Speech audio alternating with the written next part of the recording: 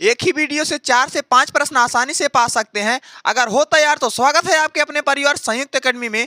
आज हम देखेंगे मानसिक अभिरुचि के बारे में, विस्तृत से समझेंगे कि मानसिक अभिरुचि यूपी पुलिस में किस प्रकार से पूछी जाती है और आपका यहां से 100% 3 से 4 प्रश्न आसानी से मिल जाएंगे। मानसिक अभिरुचि में जितना प्रीवियस ईयर के प्रश्न है सभी वही प्रश्न लिए गए हैं जो आपको बार बार यूपी पुलिस में पूछा जाता है। मानसिक अभिरुचि से आपका एक टॉपिक जुड़ा है जो रीजनिंग का एक भाग है। आप यहाँ से एक ही वीडियो से 4 से 5 नंबर पक्का कर सकते हैं, केवल 1 घंटा जो भी होगा इसका। और अच्छे अच्छे प्रश्न 50 से 60 प्रश्न अच्छे से हैं। इसको अगर विस्तृत से किया जाएगा तो यह लगभग 100-150 प्रश्नों का कलेक्शन जाएगा। चलिए देखते हैं किस प्रकार से प्रश्न है और किस प्रकार से हमको अच्छे से तैयारी अपनी करनी है।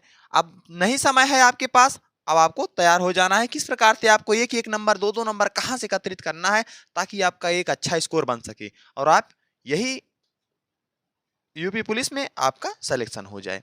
चलिए देखते हैं पहला प्रश्न, और एक नंबर का हर एक प्रश्न आपके जहर प्रश्न साबित होंगे। चलिए देखते हैं, पुलिस व्यवस्था को किस सूची में रखा गया है। नंबर 1 का प्रश्न तुम्हारा देखो, पुलिस व्यवस्था को किस सूची में रखा गया है। सूची से प्रश्न है तुम्हारा।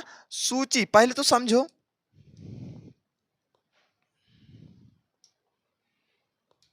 चलिए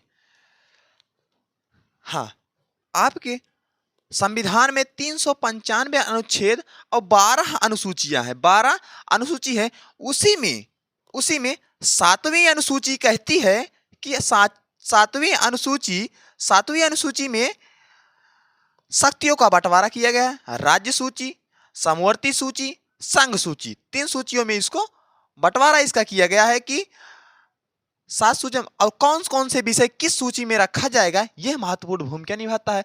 जैसे पुलिस व्यवस्था, पुलिस को देखो, पुलिस हो गया, पुलिस, कृषि, ठीक है ना, पुलिस, कृषि पे लगा कर, ये सब आपके क्या आ जाएंगे, राज्य सूची का विषय आ जाता है। राज्य सूची का विषय आ जाता है। उसके बाद यहां रहा संघ सूची। आपका उत्तर, पुलिस व्यवस्था को किस सूची में रखा गया है, तो यह जो है राज्य सूची में रखा गया है। आप लोग पेन और रफ साथ में लेकर बैठिएगा। हर एक प्रश्न बहुत अच्छा है, बहुत अच्छे लेवल का प्रश्न है। इसको सभी प्रश्नों को नोट करिएगा और अभी देखिएगा आपका एक अच्छा नोट्स मानसिक अभिरुचि का तैयार हो जाएगा। चलिए, पुलिस व्यवस्था किस सूची का विषय है, पुलिस व्यवस्था राज्य सूची का विषय है। पुलिस हो गया, कृषि पे कर हो गया, यह हमारा राज्य सूची का विषय है। अच्छा, संघ सूची का विषय क्या होता है, जनगणना। जनगणना क्या है, जनगणना ये हमारा संघ सूची का विषय है। रेलवे हमारा क्या है, ये संघ सूची का विषय। ये इंपॉर्टेंट है, जनगणना बहुत पूछता है किस सूची का विषय, तो जनगणना कहाँ का है, जनगणना संघ सूची का विषय। अच्छा, समवर्ती सूची में क्या आता है, समवर्ती सूची में वन हो गया, वन्य जीव हो गया, वन्य जीव आ गया आपका, ठीक। ये वन जो है ये समवर्ती सूची में क्या होता है कि राज्य सरकार और संघ सरकार दोनों ही कानून बना सकते हैं, ठीक है। शिक्षा हो गया, ये शिक्षा बहुत इंपॉर्टेंट है, शिक्षा ये क्या है, समवर्ती सूची के विषय। संघ सूची के जनगणना, रेलवे। अच्छा, पुलिस पूछेगा तो आपका राज्य सूची का, लेकिन रेलवे पुलिस पूछेगा, रेलवे पुलिस आपका संघ सूची का विषय है, इसलिए रेलवे लिख दिए हैं आपका, ठीक है। जनगणना, रेलवे संघ सूची का, बाकी पुलिस और कृषि ये तुम्हारे राज्य सूची का, वन, शिक्षा, वन्य जीव ये समवर्ती सूची का विषय है।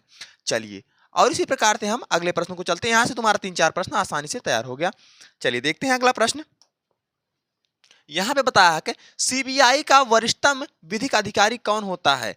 सीबीआई का विशिष्टतम विधि अधिकारी कौन होता है, तो आप लोग इसको देखिएगा।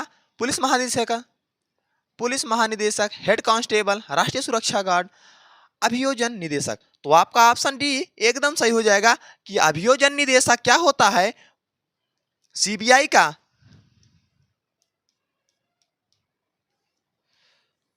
सेंट्रल ब्यूरो ऑफ इंडिया, अभियोजन निदेशक, इसका वरिष्ठ अधिकारी कौन होता है, अभियोजन निदेशक। यहां से इसको नोट कर लीजिएगा अच्छे से।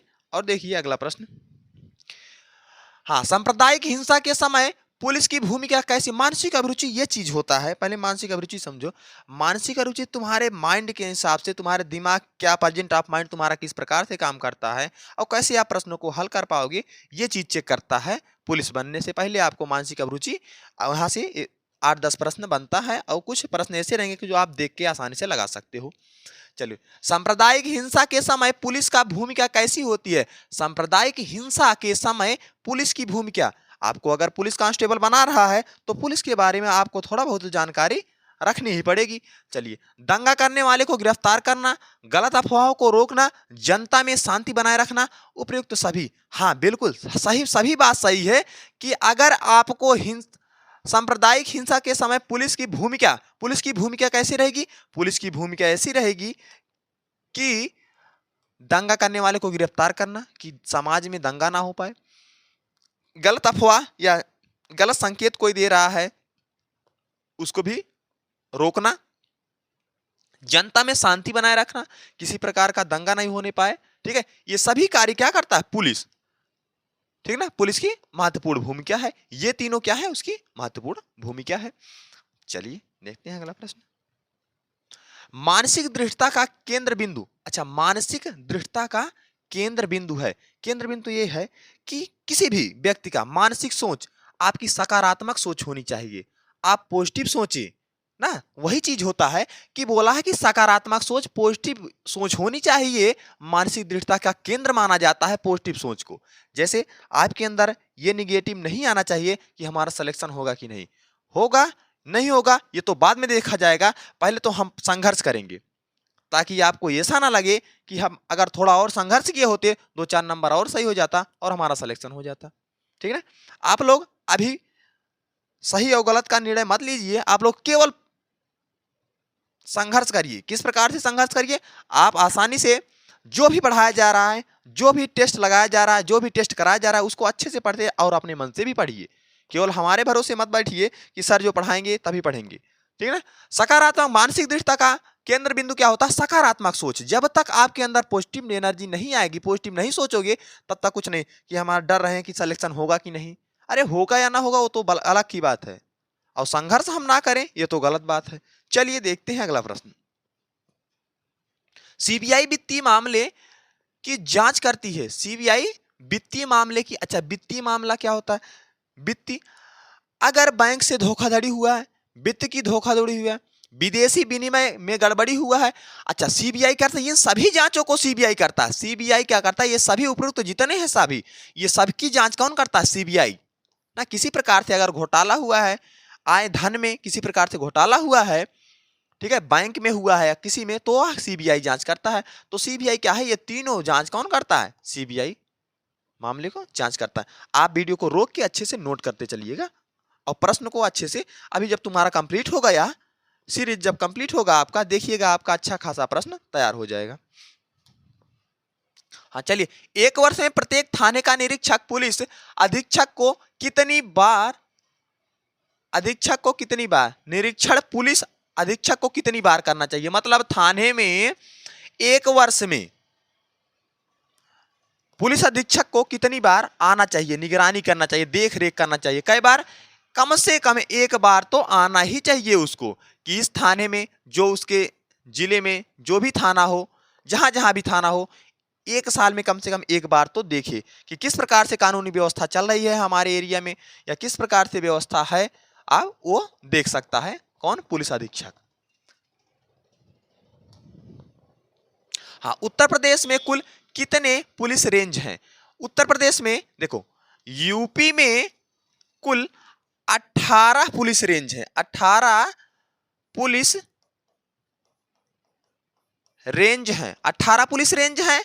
और यूपी में कुल 8 पुलिस जोन है। कितने पुलिस जोन है, पुलिस जोन है। इसको अच्छे से नोट करिएगा कि यूपी में कुल 8 पुलिस जोन है और यूपी में कुल 18 पुलिस रेंज है। ठीक है ना, जोन की बात करेगा तो 8 करिएगा और पुलिस रेंज की बात करिएगा तो 18। तो ऑप्शन आपका डी एकदम सही होगा कि 18 पुलिस रेंज है। ठीक है, यहां से आपका 2 प्रश्न आसानी से तैयार हो गया। चलिए देखते हैं अगला प्रश्न। आपके रिश्तेदार का पुत्र किसी अपराध में गिरफ्तार होता है तो आप क्या करेंगे। ठीक ना, तो आप क्या करेंगे? आपका रिश्तेदार का पुत्र किसी अपराध में गिरफ्तार होता है तो आप क्या करेंगे ना? तो आपको अपने अनुसार सोचना है, उसे तुरंत छोड़ देंगे, उसे पैसा लेकर छोड़ देंगे, उसे छोड़ेंगे, इनमें से कोई नहीं। तो कहेंगे इनमें से कोई नहीं, क्योंकि पहले तो आप उसका ले जाएंगे, उसको पहले देखेंगे कि अपराध किस लेवल का है, ठीक ना? ऐसा नहीं कि उसको पैसा लेकर छोड़ देंगे, अपराध है, सजा देना कानून का काम है, सजा देना न्यायालय का काम है, ठीक है ना? आप उसको पकड़ के ले जाएंगे, तुरंत नहीं छोड़ेंगे, चाहे जो होगा, लेकिन एक पुलिस के भाव से आपको देखना है, ठीक है ना? आप इस समय जब मानसिक अभिरुचि या पेपर दे रहे हो तो अपने आप को एक पुलिस कांस्टेबल मान के पेपर दीजिएगा, तब आपके समझ में आएगा कि आपको क्या करना है। मानसिक अभिरुचि जब भी दीजिएगा, आपको एक अच्छा नागरिक या पुलिस मान के देखना है। और अपराध गिरफ्तार करेंगे तो, और देखो क्या समाज में चल रहा है अभी इस वक्त, रिश्तेदार है, अगर बिना हेलमेट या कोई भी गलती करके आ रहा है, उसको तुरंत, अगर आपका परिचय अच्छा खासा है, तुरंत छूट जा रहे हो। ये कानून का लचीलता है हमारे यहाँ उत्तर प्रदेश पुलिस में। थोड़ा बहुत ऐसा है कि जिसका भी रिश्तेदार ठीक ठाक कंडीशन में है, कितना भी हमको सत्यता तो हमको भी पता है, लेकिन फिर भी उतना कानून ढंग से व्यवस्था नहीं है। चलिए देखते हैं अगला प्रश्न। अब हमको क्या पेपर देना है? देखो हम ही आप इस परंपरा को सुधार सकते हैं।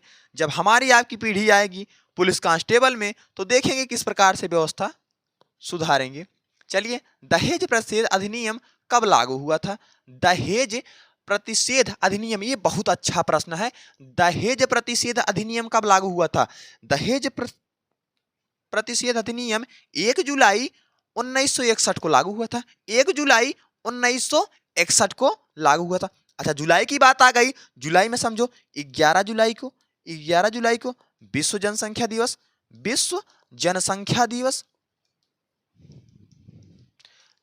दिवस मनाया जाता है, ठीक है ना?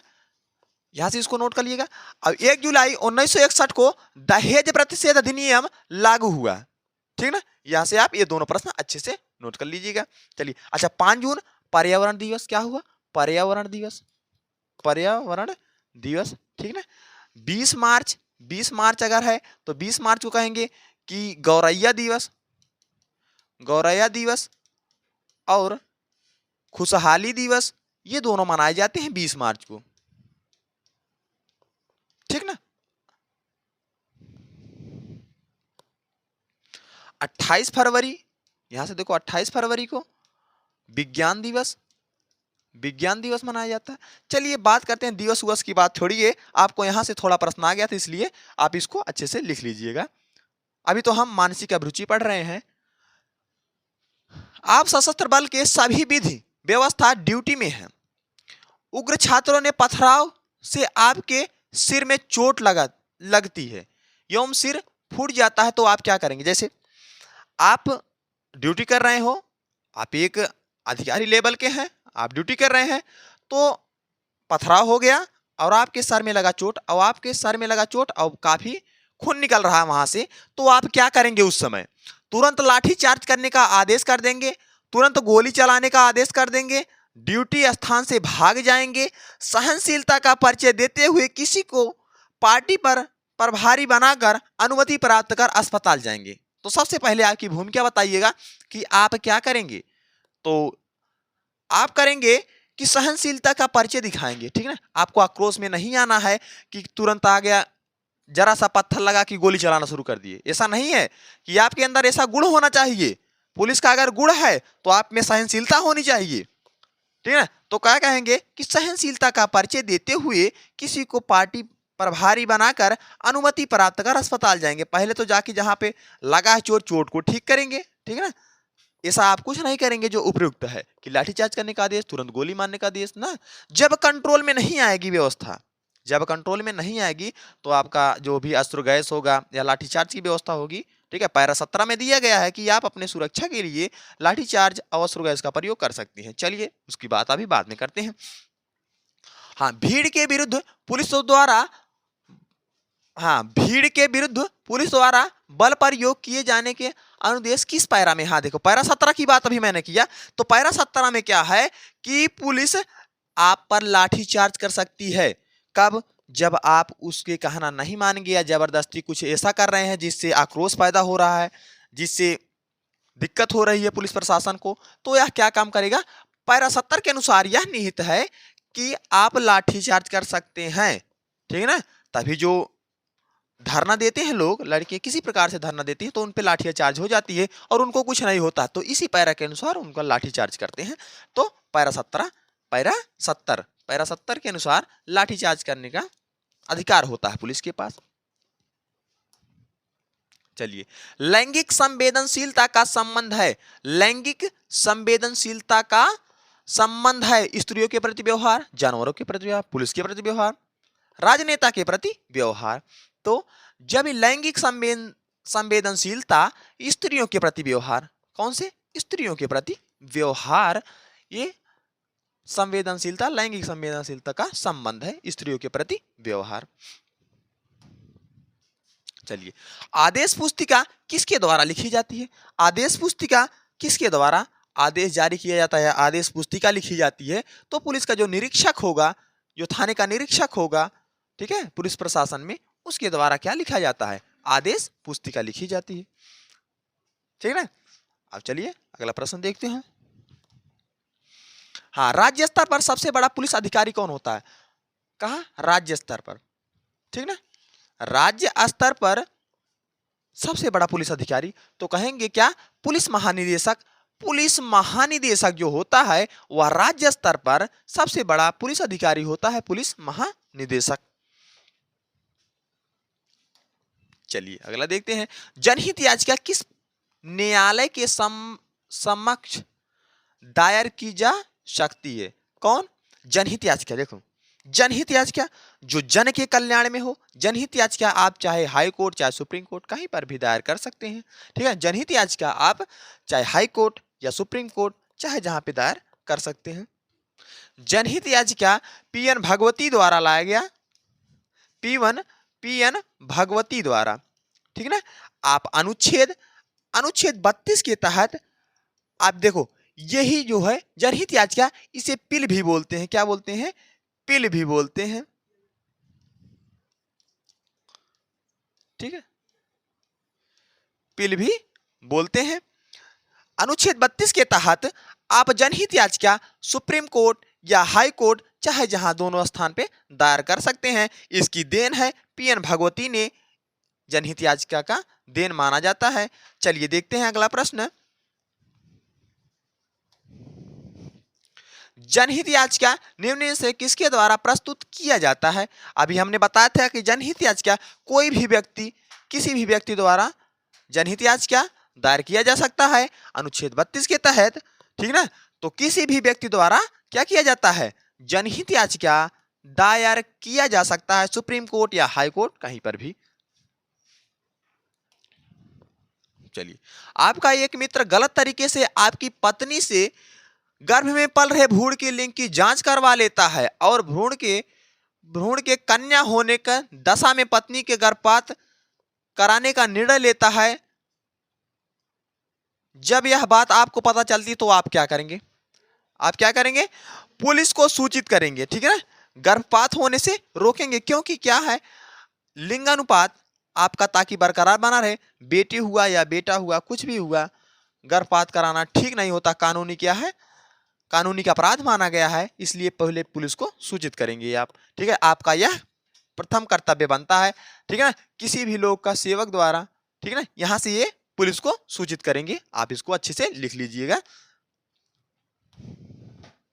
चलिए, जनरल डायरी लिखने का अधिकार किसके पास होता है? जनरल डायरी कौन लिखता है? जनरल डायरी कौन लिखता है? थाना अध्यक्ष लिखता है। थाना अध्यक्ष जो होगा वह जो है जनरल डायरी लिखने का अधिकार उसी के पास होता है। कि जनरल डायरी लिखने का अधिकार किसके पास होता है? थाना अध्यक्ष के पास होता है। निम्न में से महिलाओं के लिए पुलिस में साहस व चुनौती वाला पद कौन सा है? निम्न में से महिलाओं के लिए पुलिस में साहस और चुनौती वाला पद कौन सा होता है?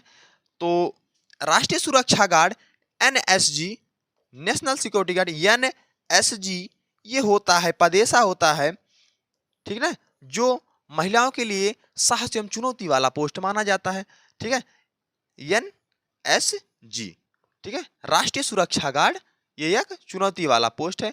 ना कांस्टेबल करिएगा, कांस्टेबल में महिलाओं का आराम रहता है, बहुत ज़्यादा दिक्कत तो नहीं होती महिलाओं को, लेकिन राष्ट्रीय सुरक्षा गार्ड में क्या होता है, थोड़ा बहुत चुनौती वाला पद ये है, ठीक है। यदि आप पुलिस कांस्टेबल हैं, क्या है आप? पुलिस कांस्टेबल हैं, बहुत अच्छी बात है। अपराधियों के प्रति आपका क्या रुख होगा? जैसे आप पुलिस कांस्टेबल हैं, देखो मानसिक अभिरुचि में यही सब पूछता है कि अगर आप पुलिस कांस्टेबल हैं तो आप किस स्थिति में, इस स्थिति में आप क्या करेंगे। तो उसी प्रकार से ये प्रश्न रहा कि यदि आप पुलिस कांस्टेबल हैं तो अपराधियों के प्रति आपका क्या रुख रहेगा, आपका क्या व्यवहार रहेगा अपराधियों के प्रति। कोई निरपराध ना फंसे और कोई अपराधी ना छूटे। पहले अपराध और अपराधी के प्रति मेरा रुख सदैव कठोर होता है। तीसरा, मानसादेव निष्पक्षता, निर्भीकता एवं ईमानदारी से कार्य करूंगा। अवैध कारोबार या अवैध गतिविधियों को लिप्त कोई संरक्षण नहीं दूंगा। मानसादेव निष्पक्षता, निर्भीकता व ईमानदारी से कार्य करूंगा, ठीक है। मानसादेव निष्पक्षता मतलब किसी के पक्ष में नहीं, किसी के पक्ष में नहीं, जो सत्य है तो सत्य है। अगर कोई अपराधी है तो कोई अपराधी है तो उसको सजा मिलेगी। अगर कोई अपराध किया है तो आप क्या करेंगे, उसको सजा नहीं मिलनी चाहिए। कोई गिरफ्तार कोई निरपराध ना फंसे और कोई अपराधी ना छूटे, ये भी तुम्हारा सत्य है। लेकिन मानसादेव निष्पक्षता, निर्भीकता व ईमानदारी से कार्य करूंगा। ईमानदारी में आपका जो भी आपका निर्भीकता व निर्णय दूंगा करूंगा वह आपका यहाँ पे अपराधी से ना छूटे, अपराध हुआ ये भी आपका सत्य माना जाएगा। लेकिन प्राथमिकता आप इसी को देंगे कि मानस देव की निष्पक्षता, निर्भीकता व ईमानदारी से कार्य करूंगा, ठीक है। उसी में आपका सब आ जाएगा। जब आप ईमानदारी पे रहेंगे तो आप एकदम सही माने जाएंगे। चलिए देखिए अगला प्रश्न। पुलिस व्यवस्था का कर्तव्य है। पुलिस व्यवस्था का कर्तव्य है, क्या कर्तव्य है पुलिस का? अपराधियों को पकड़ना, व्यक्तियों को न्याय दिलाना, अपराधियों को सजा दिलाना। तो कहेंगे ये सभी क्रियाएं पुलिस व्यवस्था का कर्तव्य है कि अपराधियों को पकड़ना, व्यक्ति को न्याय दिलाना, अपराधियों को सजा दिलाना। ये क्या है? ये तीनों क्या है? पुलिस व्यवस्था का कर्तव्य माना गया है, ठीक है। इसको अच्छे से नोट कर लीजिएगा। भारत में जिला स्तर पर सार्वजनिक सुरक्षा रख रखाव मुख्य रूप से किसकी जिम्मेदारी होती है? किसकी जिम्मेदारी? किसकी? जिला स्तर पर। जब जिला स्तर पे होगा तो जाहिर सी बात है यहाँ पे केंद्र और राज्य कुछ नहीं करेगा, जिला प्रशासन की, किसकी? जिला प्रशासन की जिम्मेदारी होती है। जब जिला की बात करेगा, राज्य की बात करेगा तो राज्यपाल या राज्य सरकार के प्रति उत्तरदायी होगा। जब केंद्र की बात करेगा तो केंद्र सरकार का उत्तरदायी होगा। तो यहाँ जिला की बात किया, जिला प्रशासन की जिम्मेदारी होती है, ठीक है ना, सभी सुरक्षा करना। चलिए देखिए, महिलाओं को घरेलू हिंसा से संरक्षण अधिनियम किस वर्ष पारित हुआ था? महिलाओं को घरेलू हिंसा से संरक्षण अधिनियम किस वर्ष पारित किया गया था? वर्ष 2005 में। 2005 में महिलाओं को घरेलू हिंसा संरक्षण अधिनियम पारित किया गया था। यह आपका सी ऑप्शन एकदम सही है। ग्राम चौकीदार किसके प्रति उत्तरदायी होता है? ग्राम चौकीदार, अच्छा, जो गांव का चौकीदार होता है वह गांव का देख रेख करता है या गांव में पहरा देता है, तो वह किसके प्रति उत्तरदायी होगा? वह ग्राम के प्रधान की, जो गांव के प्रधान होगी उसी के प्रति उत्तरदायी होगा ना कि राज्यपाल के। आपके गांव में है वह व्यक्ति गांव के देख रेख कर रहा है ना, तो ग्राम प्रधान ही उसका जिम्मेदार होगा ना कि राज्यपाल, ना कि थानाध्यक्ष, ठीक है। तो ग्राम प्रधान, ग्राम चौकीदार किसके प्रति उत्तरदायी होता है? ग्राम प्रधान की, ठीक है। चलिए अगला प्रश्न देखिए।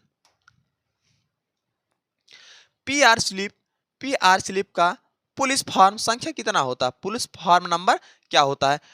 पीआर स्लिप का पुलिस फॉर्म नंबर 313 होता है। कितना होता है? 313 होता है। आप इसको अच्छे से लिख लीजिएगा। पीआर स्लिप का पुलिस फॉर्म नंबर कितना होता है? 313 होता है।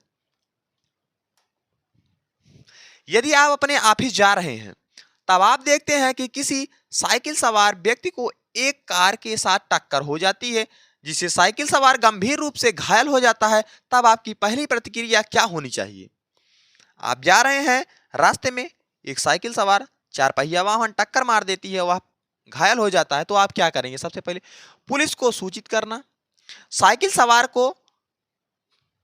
सवार के पते को खोजना, एम्बुलेंस को बुलाना, कार चालक को डांटना। तो आप सबसे पहले क्या करेंगे, वह गंभीर हालत में है तो पहले आप एम्बुलेंस बुलाएंगे, ना को पुलिस को। बाद में वो तो पुलिस का काम होगा, बाद में सूचित करेंगे ना, ठीक है। तो सबसे पहले क्या बुलाएंगे आप एम्बुलेंस बुलाएंगे। पहले जो गंभीर हालत में है पहले वह जाएगा हॉस्पिटल, ठीक होगा, फिर देखा जाएगा कानूनी कार्रवाई से उसका क्या होगा, ठीक है ना। तो पहले क्या करेंगे, आप एम्बुलेंस को बुलाएंगे। अगर इस कंडीशन में मिलता है, आप रास्ते में कहीं जा रहे हैं, किसी को टक्कर हुआ है, गंभीर रूप से घायल है, तो आपका प्रथम कर्तव्य बनता है कि आप पहले एम्बुलेंस को बुलाइए, उसके बाद फिर आप अपने काम पे जाइए। यदि आपके पड़ोसी के मकान में आधी रात को चीखने या चिल्लाने की आवाज आ रही है, फायर भी किया गया हो, तो आप क्या करेंगे। जैसे आप लेटे हो, ठंडी का मौसम है, अच्छे से रजाई में, और आपके पड़ोस में चीखने और चिल्लाने की आवाज आ रही है और गोलियां चल रही हैं, तो आप क्या करोगे। सबसे पहले सुना अनसुना कर देंगे, रजाई और ओढ़ लेंगे, अच्छे से सो जाएंगे। दूसरा, अपने प्राण संकट में नहीं डालेंगे, बिल्कुल नहीं उठेंगे। तीसरा, तुरंत पुलिस को फोन कर सूचित करेंगे कि आपके ग्राम समाज में ये मकान नंबर में ये कंडीशन हो रही है। आप फोन बंद कर देंगे। अपना फोन बंद करने से कुछ नहीं होगा। तुरंत पुलिस को क्या करेंगे, फोन करेंगे और सूचित करेंगे कि हमारे इस गली मोहल्ले में, इस मकान में यह घटनाएं हो रही हैं, ठीक है। यह आपका प्रथम कर्तव्य बनता है।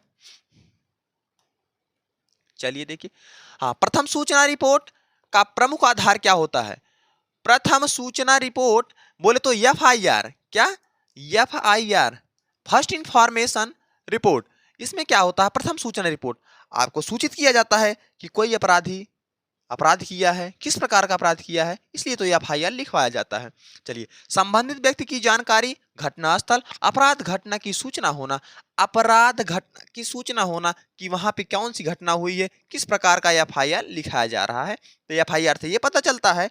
और FIR को कितना समय तक रखा जाता है, इसका कोई निर्णय है नहीं, कोई निर्णय नहीं होता है इसका कितना समय तक रखा जाता है FIR। लेकिन चाहे जो FIR होगा, 2 माह के अंदर उसका फैसला आना चाहिए। 2 माह के अंदर आपको उसका निर्णय दिया जाएगा, किस प्रकार से अपराध को पकड़ा जाएगा। 2 माह के भीतर ही आपका काम किया जाएगा, अगर कोई भी FIR लिखाया जाता है तो। चलिए, अपराध का सामाजिक कारण है। अपराध का सामाजिक कारण क्या होता है, अपराध अगर समाज में बढ़ रहा है तो सबसे मेन कारण होता है अशिक्षा। अशिक्षा क्या है, सबसे मेन कारण है अशिक्षा। अगर अशिक्षित रहेंगे तो जाहिर सी बात है, मादक पदार्थ, नशीली दवाओं का सेवन करेंगे या शराब, दारू शराब, गांजा पिएंगे, ठीक ना, जिससे क्या होगा, ग्राम समाज में आक्रोश पैदा होगा, झगड़ा मारपीट होगा, जिससे अपराध बढ़ेगा। अपराध का सामाजिक कारण क्या होगा, नहीं पीने को पाएंगे, है क्यों, बकरी खोल लेंगे, क्यों भैंस खोल लेंगे, ठीक है। तो सबसे बड़ी बात क्या होता है, अशिक्षा। अशिक्षा सामाजिक क्या, अपराध का सामाजिक कारण है, बिल्कुल। इसलिए सब लोग शिक्षित बनो और संघर्ष करते रहो। चलिए, एक नागरिक से पुलिसकर्मी की अपेक्षा होती है।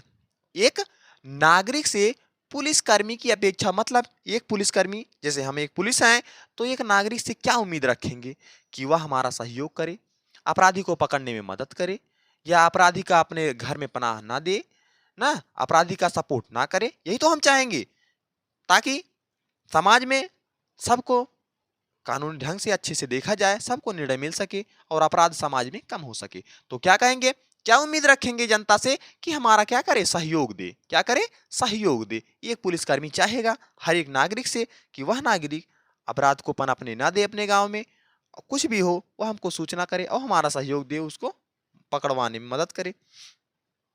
चलिए देख लिए अगला प्रश्न।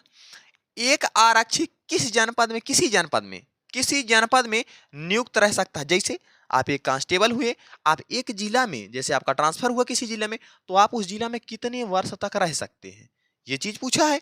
ये बहुत अच्छा प्रश्न है, इसको अच्छे से नोट कर लेना।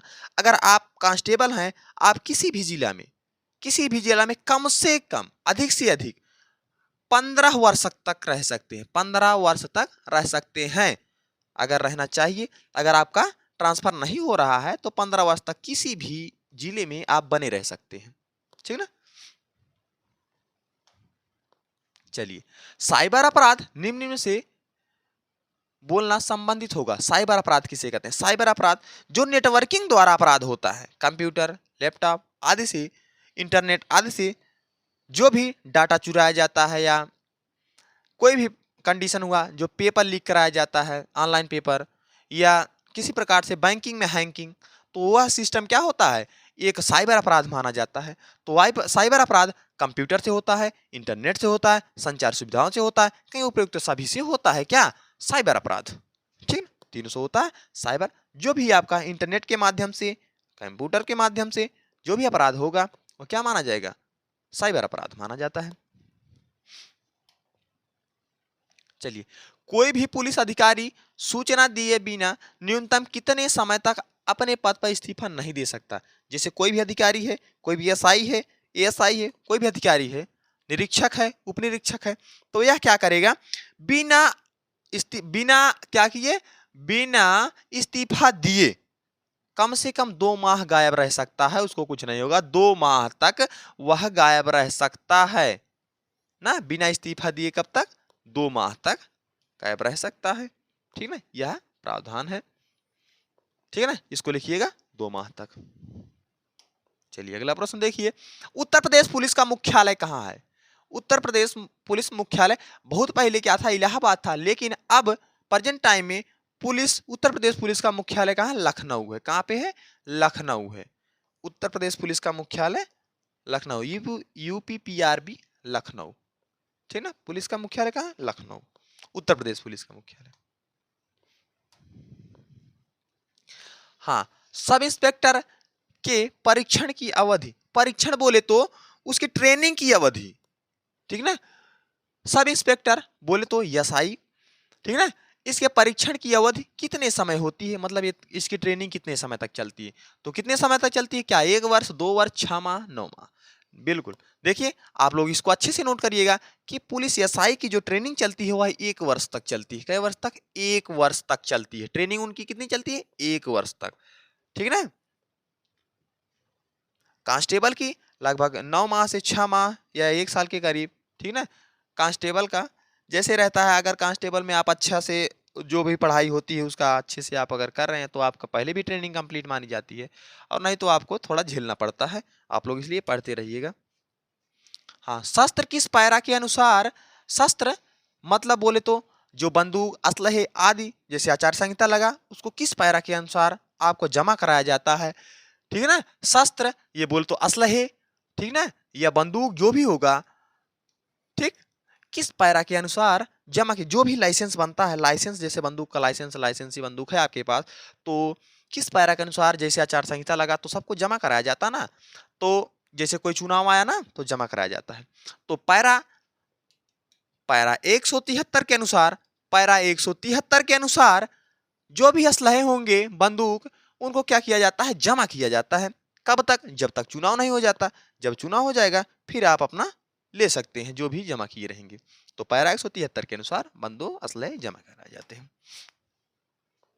लोक अभियोजन योजक द्वारा मालखाने का निरीक्षण 1 माह में कितनी बार? 1 माह में मालखाने मतलब जहां पे कोई भी कार्य हो रहा है, आप उसका अभियोजन, योजक, निरीक्षण 1 माह में कम से कम 1 बार तो जरूर ही करिए।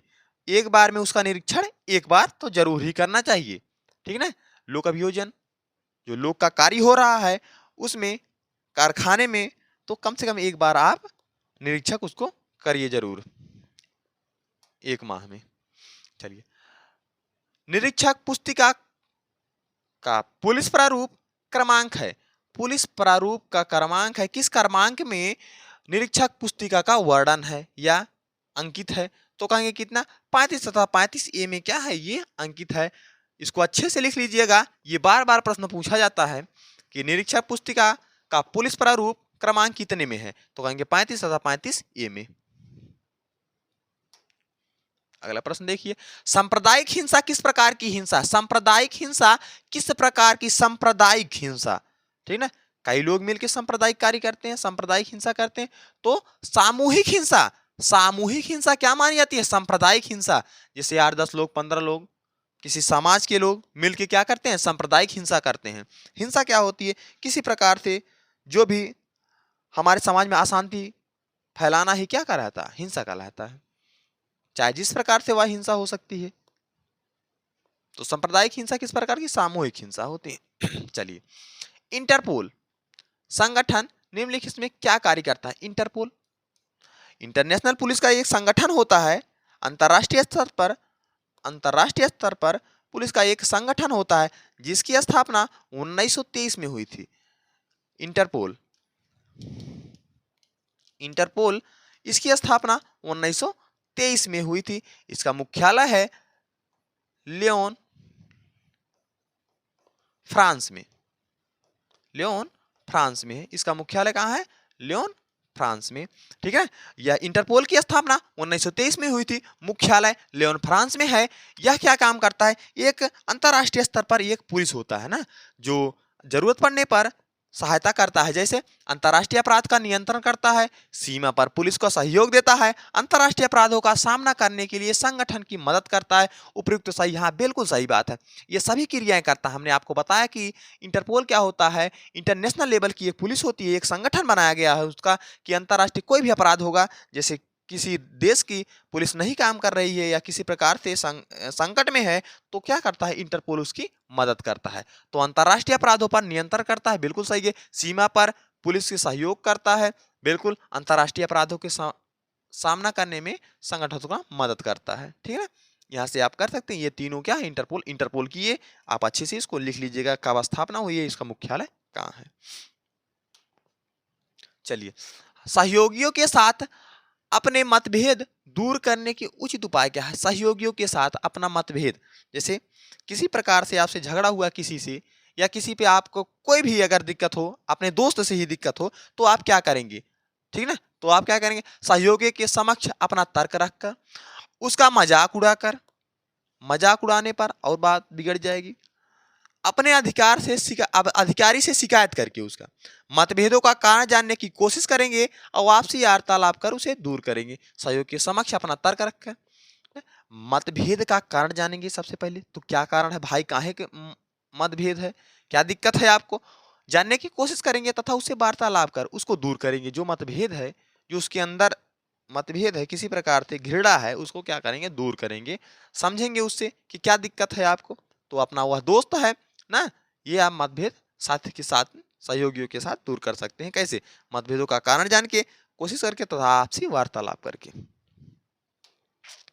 चलिए, अपहरण के अपराध के लिए जिसमें फिरौती की मांग की गई हो, सजा का प्रावधान है।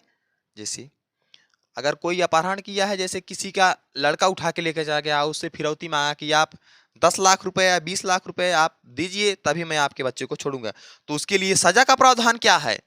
कानून में सजा का प्रावधान क्या है? तो उसको क्या किया जाएगा? या तो उसको मृत्यु दंड दिया जाएगा, उस अपराधी को मृत्यु दंड दिया जाएगा, या आजीवन कारावास, या और जुर्माना का प्रावधान, दोनों तीनों है। ये आपका क्या हुआ? या तो मृत्यु दंड दिया जाएगा, या जीवन कारावास किया जाएगा, या जुर्माना का प्रावधान है। ये तीनों में से कोई भी आपका हो सकता है। कब? जब अपहरण के समय किसी प्रकार से फिरौती की मांग करता है, लाख, 2 लाख, 4 लाख, तो इस प्रकार से उसका सजा का प्रावधान है। तो आप लोग किसी के बच्चे को ना उठाइएगा, अपहरण मत करिएगा, ठीक है ना, जो आप बच जाएंगे, नहीं तो आपका जीवन कारावास हो जाएगा। चलिए, यदि किसी स्थल पर दुर्घटना घट गई हो, तो दुर्घटना स्थल पर पुलिस का सर्वप्रथम क्या व्यवस्था करना चाहिए? अगर किसी भी स्थल पर दुर्घटना घट चुकी है, तो सबसे पहले आप पुलिस है तो आप क्या करेंगे? यही चीज पूछा है। तो पहले भीड़ भाड़ भीड़ भाड़ यातायात पर नियंत्रण करना, शांति व्यवस्था बनाए रखना, जीवित बच्चे लोगों के लिए कैंप, भोजन, पानी, दवाओं की व्यवस्था, चिकित्सा सुविधा उपलब्ध कराना, गंभीर घायल को अस्पताल पहुंचाना। तो आप सबसे पहले क्या करेंगे? तो ऑप्शन डी आपका यहाँ पे सही हो जाएगा। चिकित्सा सुविधा उपलब्ध कराना तथा गंभीर जो घायल हैं उनको अस्पताल। सबसे क्या जरूरी होता है? जैसे कोई भी दुर्घटना घटी है तो सबसे पहले आप किसका प्राथमिकता ज्यादा होगा? प्राथमिकता उसका ज्यादा होगा जो घायल होगा। सबसे पहले आपको क्या आपको अस्पताल की व्यवस्था कराई जाएगी, एम्बुलेंस बुलाया जाएगा, वो मेन इंपॉर्टेंट होगा, ना कि उनको भोजन और बच्चे लोगों को कैंप की व्यवस्था कराई जाएगी। वो तो बाद में हो सकता है, लेकिन जो गंभीर रूप से घायल हैं सबसे पहले उनका इलाज जरूरी है। इलाज हो जाएगा फिर व्यवस्था आप उनको करा सकते हैं। तो प्राथमिकता आपकी किसकी दी जाए? चिकित्सा सुविधा उपलब्ध कराना, गंभीर घायल को अस्पताल पहुंचाना। ठीक है, ये आपका प्रथम कर्तव्य बनता है। भारतीय संविधान में विधि का शासन को कैसा अधिकार है? विधि का शासन, देखो विधि का शासन आपका अनुच्छेद 14 कहता है विधि के समक्ष समानता। विधि के समक्ष समानता, ठीक है। तो आपका अनुच्छेद 14, देखो अनुच्छेद 12 से 35, 12 से 35 ये क्या है? मूल अधिकार। क्या है ये? मूल अधिकार है। मूल अधिकार है। तो मूल अधिकार के अंतर्गत ये देखो तुम्हारा 14 आ गया, विधि के समक्ष समानता। तो सबसे पहले क्या है? ये मूल अधिकार है। अच्छा, टोटल कितने मूल अधिकार हैं? तो बोलेंगे टोटल इस समय हमारे पास टोटल 6 मूल अधिकार हैं, 6 मौलिक अधिकार हैं या मूल अधिकार हैं। कितने हैं? 6। सातवां कौन था? ये एक सातवां था, कौन था? संपत्ति का अधिकार। संपत्ति का अधिकार 44वें संविधान संशोधन 1978 के तहत इसको मूल अधिकार से, मौलिक अधिकार से हटाकर कानूनी या विधिक अधिकार बनाया गया और उसको 300A में रखा गया। 300A में रखा गया क्या? संपत्ति के अधिकार को। संपत्ति के, हाँ, पहले यह अनुच्छेद 31 में था, हमारा मूल अधिकार था, लेकिन 44वें संविधान संशोधन द्वारा इसको 44वें संविधान संशोधन 1978 द्वारा इसको हटा के एक कानूनी का अधिकार बनाया गया और इसको अनुच्छेद 300A में रखा गया ना। इस प्रकार से हम समझिए मूल अधिकार हमारा कितना है? 12 से 35 तक। अनुच्छेद 32 को BR अम्बेडकर ने, भीमराव अम्बेडकर ने संविधान की आत्मा कहा है। संविधान की आत्मा कहा है। संविधान की आत्मा कहा अनुच्छेद 32 को, ठीक ना। अब यहां से देखो आप मूल अधिकार वाला संविधान अच्छे से पढ़ के जाइएगा, अच्छे से, यहां से तुम्हारा मूल अधिकार से प्रश्न आसानी से बन जाता है। अच्छा, नीति निर्देशक तत्व, नीति निर्देशक तत्व ये तुम्हारा कहां से लिया गया है? आयरलैंड से। ये फेमस रहा, आयरलैंड से। कहां से लिया गया है? आयरलैंड से। नीति निर्देशक तत्व कहां से लिया गया है? आयरलैंड से, ठीक ना। अब देखो मूल अधिकार 12 से 35 तक आप अच्छे से, जैसे अनुच्छेद 17 हो गया, अस्पृश्यता का अंत अनुच्छेद 18 हो गया, उपाधियों का अंत अनुच्छेद 19 हो गया, ठीक है। अभिव्यक्ति की आजादी, बोलने की, चलने की आजादी किसमें? अनुच्छेद 19 के तहत। उसी प्रकार से अनुच्छेद 25 के तहत धार्मिक स्वतंत्रता दिया गया है। तो आप अच्छे से इसको, जितना भी आपका मूल अधिकार है 12 से 35 तक दिया गया है, ठीक है। भाग 2 में भाग कैसा है? भाग 2, ठीक है। हमारे संविधान में 22 भाग है, ठीक है। तो भाग 2 में ये अंकित है 22 भाग, 12 अनुसूची, 395 अनुच्छेद, ये है तीनों, ठीक है ना। तो भारतीय संविधान में विधि का शासन को कैसा अधिकार है? मूल अधिकार माना गया। क्या माना गया है? मूल अधिकार या मौलिक अधिकार। चलिए देखिए अगला प्रश्न। भारत की प्रत्येक राज्य को कानून एवं व्यवस्था को बनाए रखने की जिम्मेदारी, राज्य की कानून व्यवस्था। अच्छा, जब राज्य की कानून व्यवस्था है तो जाहिर सी बात है कि राज्य से संबंधित सरकार होगी। तो संबंधित राज्य सरकार को राज्य की व्यवस्था बनाए रखने की जिम्मेदारी होती है किसकी? राज्य सरकार की। राज्य की व्यवस्था राज्य सरकार करेगा, केंद्र की व्यवस्था केंद्र सरकार करेगा, ठीक ना। आप इसमें संबंधित राज्य सरकार को। चलिए अगला प्रश्न देखिए। अन्वेषण का कार्य कब प्रारंभ होता? अन्वेषण का मतलब उस अन्वेषण का कार्य कब प्रारंभ होता है? अन्वेषण मतलब किसी चीज का जांच करना। जैसे अपराध हुआ है आपके गांव में, तो पुलिस ऐसे थोड़ी आएगी आपके पास डायरेक्ट जांच करना शुरू कर देगी, नहीं। सबसे पहले आप क्या करिएगा? सबसे पहले FIR करोगे। जब FIR होगा, फर्स्ट इंफॉर्मेशन रिपोर्ट, तभी तो आएगी पुलिस, अन्वेषण करेगी, जांच पड़ताल करेगी, क्या मैटर क्या हुआ है। तो सबसे पहले आप क्या करेंगे? प्रथम सूचना रिपोर्ट, बोले तो फर्स्ट इंफॉर्मेशन रिपोर्ट, प्रथम सूचना रिपोर्ट। पहले तो आप FIR लिखवाएंगे, तभी तो उसकी जांच होगी, किस प्रकार का अपराध है, कौन किया है, ना, अपराधी तक कैसे आप पहुंचेंगे? ऐसे नहीं कि आपके गांव में चोरी हुई तो पुलिस आके डायरेक्ट, पुलिस को कैसे पता चलेगा भाई कि चोरी हुई है आपके गांव में? जब तक आप एफ आई नहीं लिखवाएंगे FIR, तब तक कैसे पुलिस को पता चलेगा? पुलिस ऐसे आएगी, खोजने लगेगी? लिखवाने पर तो आती नहीं, वैसे कैसे चली जाएगी? ठीक है ना? तो सबसे पहले क्या करना पड़ेगा आपको? FIR लिखाना पड़ेगा। और FIR का निर्णय बताए हैं आपको, 2 माह के अंदर अंदर आपका ये आपका पूरा कंप्लीट मान FIR का निर्णय दिया जाएगा। यह FIR रखा नहीं जाता, कोई सीमा नहीं होता कब तक रखा जाएगा, लेकिन आपका समाधान 2 माह के अंदर किया जाएगा उस FIR का। चलिए चलिए देखते हैं, राज्य मानवाधिकार आयोग के अध्यक्ष या सदस्यों की नियुक्ति कौन करता है? देखिए, राज्य की बात किया है कि राज्य मानवाधिकार आयोग, तो कहेंगे कि राज्य की बात किया है तो कहेंगे राज्य सरकार करेगा। जब केंद्र की बात करता तो केंद्र सरकार करता। और मानवाधिकार दिवस 10 दिसंबर को मानवाधिकार दिवस मनाया जाता है। मानवाधिकार दिवस। और तुम्हारा 25 दिसंबर को, ये बहुत फेमस है, दिसंबर को सुशासन दिवस।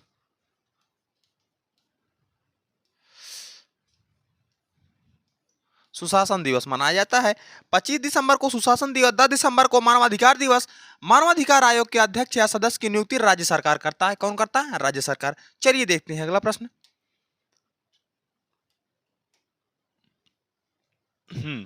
जनहित का मूल उद्देश्य क्या होता है? जनहित, जो जन के हित में हो, लोगों के हित में हो, वही तो जनहित है। जनहित तो यह आता सांप्रदायिक सद्भाव, सामाजिक न्याय, अंतरराष्ट्रीय, ये सभी। तो कहेंगे जनहित अर्थात क्या?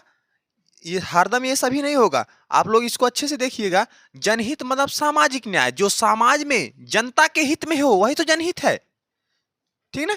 तो सामाजिक न्याय क्या है? जनहित का मूल उद्देश्य क्या माना गया है? सामाजिक न्याय।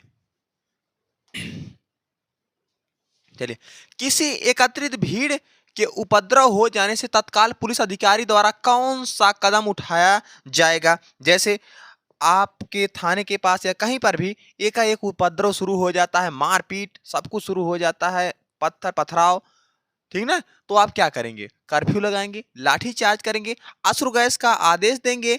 आप एक अधिकारी हैं, आप क्या है? पुलिस एक अधिकारी हैं, तो क्या करेंगे आप? तो पहले लाठी चार्ज करेंगे, ठीक ना? तो पहले लाठी और अश्रु गैस ये दोनों का प्रयोग करेंगे। कहेंगे B और C दोनों का प्रयोग करेंगे, ये कदम उठाएंगे कि ये उपद्रव को शांत करने के लिए। ठीक है?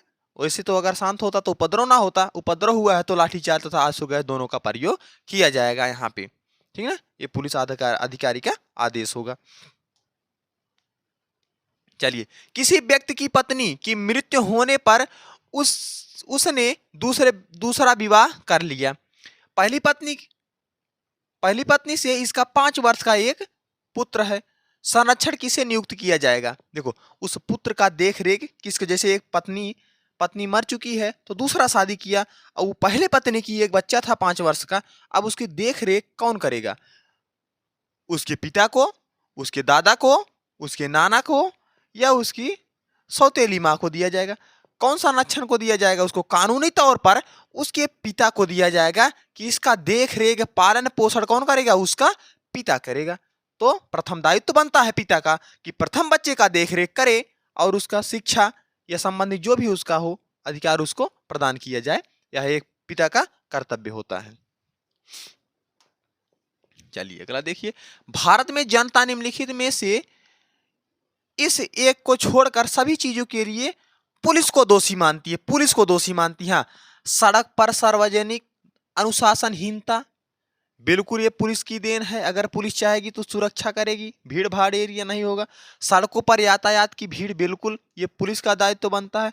शहर में कानून व्यवस्था की स्थिति, बिल्कुल ये कानून का एवं पुलिस का ही कारण है। जबकि पेयजल, जल से पुलिस का कोई संबंध नहीं होता। तो इसमें बताया है कि एक को छोड़कर, इसी को छोड़कर बाकी सबके दोषी कौन है? पुलिस को दोषी मानती है। ठीक है, चीजों के लिए पुलिस को दोषी मानती है।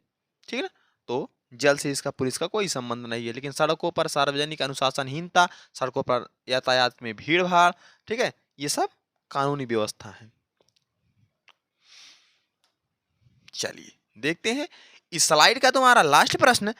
ठीक है, आप लोगों ने जितना भी प्रश्न किया 50-55 और एक्स्ट्रा भी हमने लिखवाया, तो आपका जो भी हुआ कंप्लीट अच्छे से आपका नोट हो चुका होगा अब तक आपका 50 प्रश्न। चलिए देखते हैं 50 यहाँ से अगला प्रश्न तुम्हारा, पुलिस में भर्ती होने के लिए विचारधारा में आप प्रभावित हुए।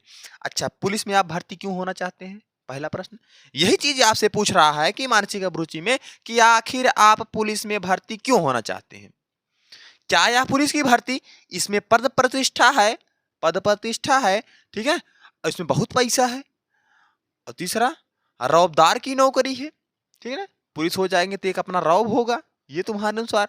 अच्छा, डी है, इनमें सामाजिक परोपकारिता एवं साहसिक कार्य अधिक है। तो क्या होगा इसका आंसर, इसको आप इसका कमेंट बॉक्स में इसका आंसर बताएंगे, ठीक है, कौन सा यहाँ पे सही होगा। चलिए देखते हैं, कहेंगे इसमें क्या है, यह सामाजिक परोपकारिता है। पुलिस की नौकरी क्या है, सामाजिक कार्य करने के लिए ना, सामाजिक कार्य करने के लिए ही पुलिस की नौकरी होती है। और यहाँ पर साहसिक कार्य मतलब साहस वाला कार्य है इसमें, ठीक है, किसी को अपराधी को पकड़ना, अपराधी को मारना, ठीक है ना, पकड़ना, ये क्या है, साहसिक कार्य है, एक साहसी सिपाही ही कर सकता है। तो क्या होगा, सामाजिक परोपकारिता और साहसिक कार्य अधिक है इसमें, इसलिए हम पुलिस की नौकरी करना चाहते हैं, ठीक है। तो ठीक है, जितना भी प्रश्न आपका हुआ है आप लोगों ने अच्छे से देखा, यहाँ पे आपका लगभग प्रश्न कंप्लीट है। हाँ, यहाँ पे आपका प्रश्न कंप्लीट हुआ। आप इसको एक दो बार अच्छे से पढ़ लीजिएगा। मानसिक अभिरुचि से हो सकता है आप यहाँ से एक आध दो प्रश्न आसानी से पा जाएं, हो सकता क्या, कन्फर्म एक दो प्रश्न आसानी से पा जाएंगे, ठीक है। जितना भी आपको बताया गया है सब प्रश्न पूछे गए हैं, ठीक है। आप लोग अपनी तैयारी को और मजबूत करिए और इसको अच्छे से टॉपिक को पढ़िएगा। चलिए फिर इसी एनर्जी के साथ मिलते हैं नेक्स्ट पार्ट नेक्स्ट वीडियो में, तब तक के लिए जय हिंद, धन्यवाद।